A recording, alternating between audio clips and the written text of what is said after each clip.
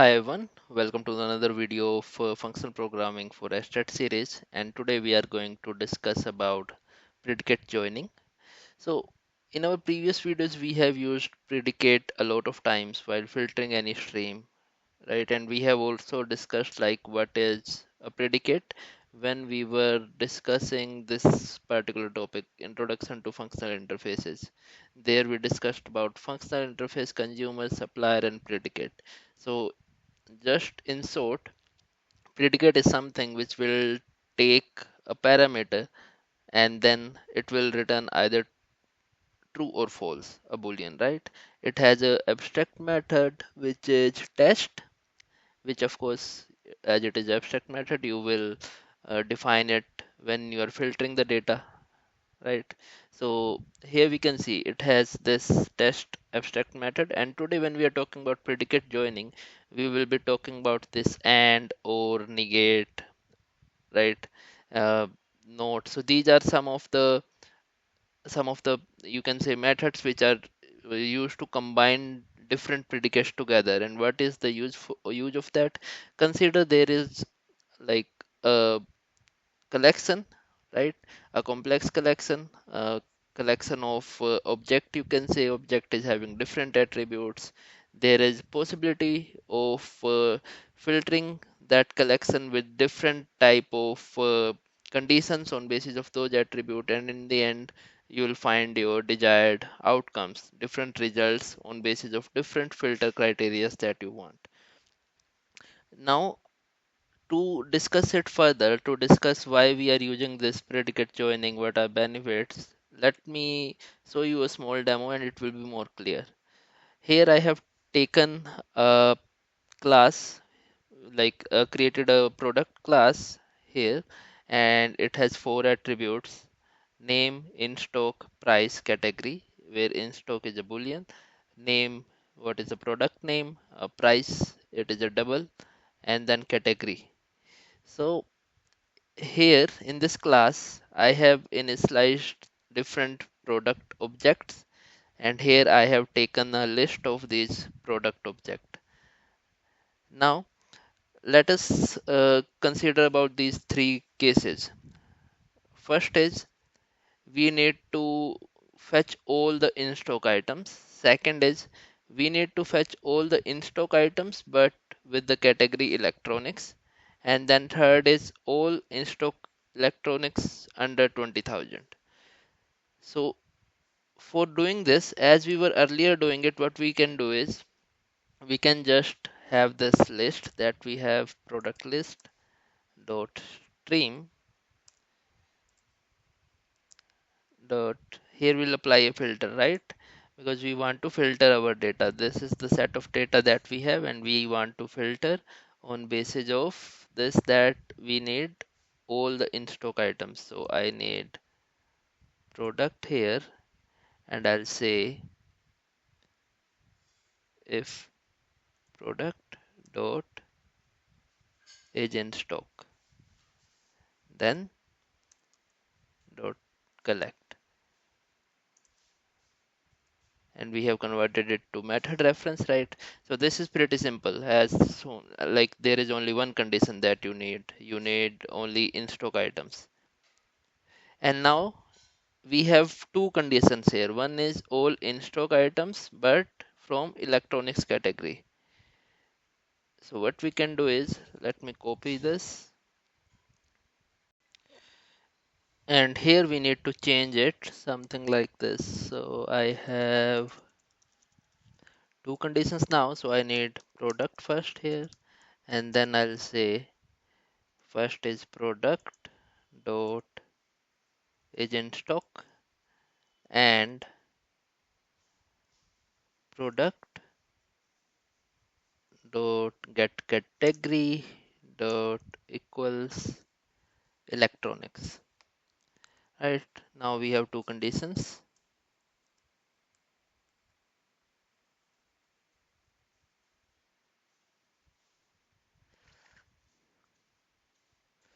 And now let us talk about this third condition as well. For readability, let me bring it to this. Now here in the third part we have three conditions. So again I will copy it and I will apply the third condition here, which is product dot get price is less than 20,000. Right, so now we have three conditions, and here I am just printing it. So let me first of all show you the output before using this particular predicate joining methods.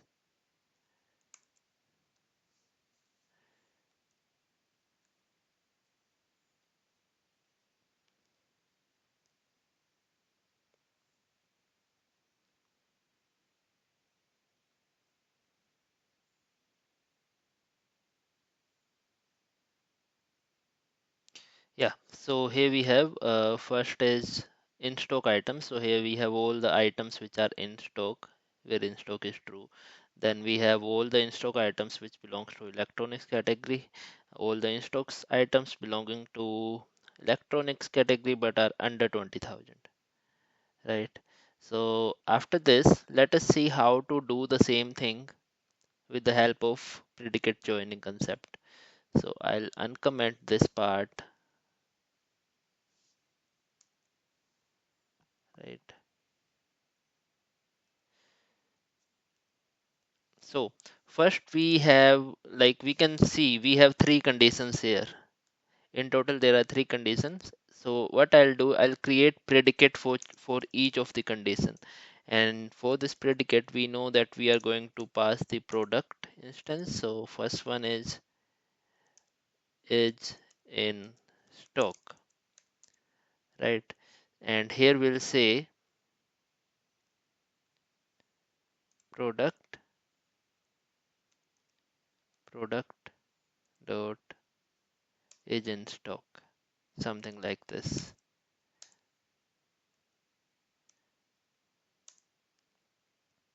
So this is first predicate. Now second predicate is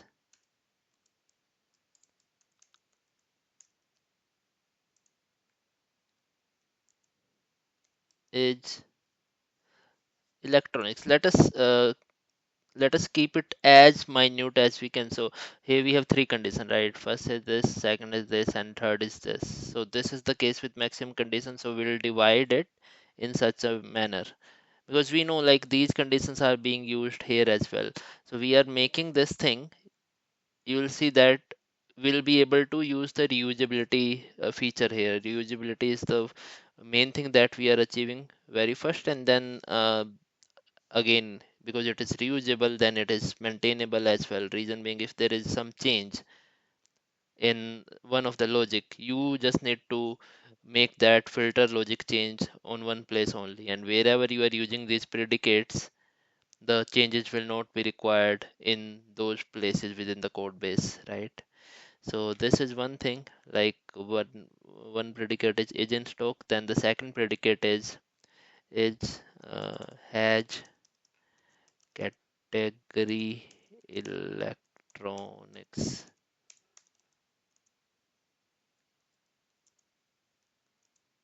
right? So this is second. Let me just fix its name, yeah. And here we have product, and product dot get category dot equals electronics.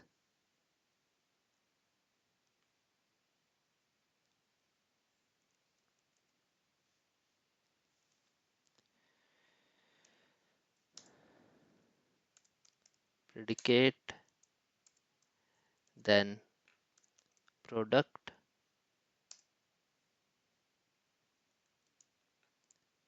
is in price range. So here we have is in price range. Again, we'll say product. For now, our range is that the price shall be less than 20,000. So for this, we'll say less than 20,000. 1000 and that's it. So we have three predicates here. And we know, yeah, this was the most uh, most lengthy filter that we had to apply. It has three different conditions. So here we can use one particular predicate with the joining of most complex filter that we have applied. So here we'll say predicate of product again, and we'll say it is in stock. The method name, of course, the predicate name here will be meets all specified criteria. You can have any name. For simplicity, I'm keeping it like this. So now here we need to specify the criteria for all of these three things that we have mentioned here. Like items would be in stock from electronics category and under 20,000. So we have defined the predicates here. Now we just need to join them. How we can do that is in stock dot, we need and condition here. So and, which will take a predicate as an argument. So we'll say has category electronics. It can have further and or negate. So here we need and again. And here we have is in price range, right? Now how to use it? We just need to pass the predicate defined, one of the predicate that we have defined here in as per the condition. Like first one is all in stock items. So let me copy it from here. All in stock items.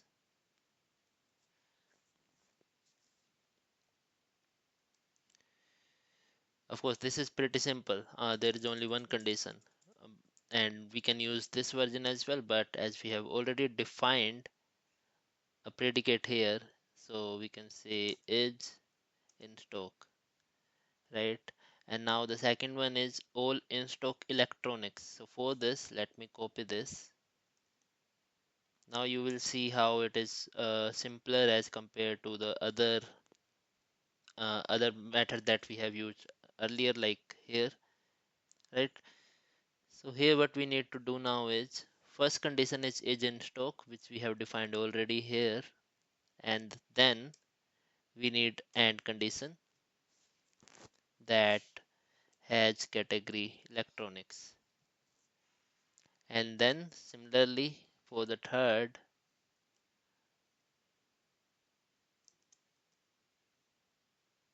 we do not need it. Of course, we could define it like this only, but we have already defined this thing. Now let me format it. Okay, yeah, I have defined it here as well. Yeah. So here we can see now we have used this predicate joining concept, and before this, like, these are the complex conditions that we were having. Not complex, but it can be complex on basis of what you are trying to do within your application, right? So we have created a joining of different predicate together to simplify this thing. Now if there are different places within your code base where you need to reuse these predicates again and again in different combinations, you can use it. Maybe in future you need to test with different price range, right? You can just specify the price range here. The change will be in one place and it will be reusable in all the part of your code base. You do not need to change price in this section, in this section, in this section again and again, right? So let me trigger the execution again.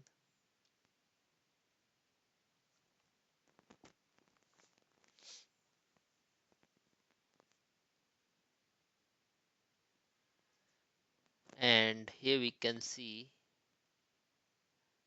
after predicate joining all the in stock items, all in stock items which are electronics, all the in stock items under 20k, right? So we have met the same thing that we wanted to achieve here, but what are the benefits? Now let us go and see here. Benefits: readability. Yeah, that is quite clear. If you would have some more difficult conditions defined here, maybe price is within some particular range. As of now we have taken less than 20,000, between 10,000 and 20,000, and different kind of combination. And there can be like, this is simple product with 4 attributes.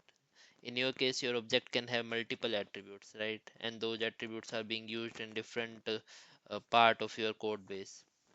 So this part here, it is just a kind of code that you have defined, conditions that you have defined. But when you read this thing, it is more clear. Like here, meets all criteria. What are the criteria? Agent stock and hedge category, electronics, and uh, like is in price range, right? This is more readable as compared to the previous thing that we have done. Now each predicate can be given a meaningful name that describes the condition it checks. So we have done that thing. Maintainability: if a condition needs to be changed, it can be updated in one place rather than throughout the code base, right? So changes to the logic become simpler and less error prone. Of course, you need to make a change now in one place, as we just discussed, that in case in future the range is something like less than 30,000, you need to change it in one place only. And then reusability. We are That's why maintainability and reusability goes hand in hand.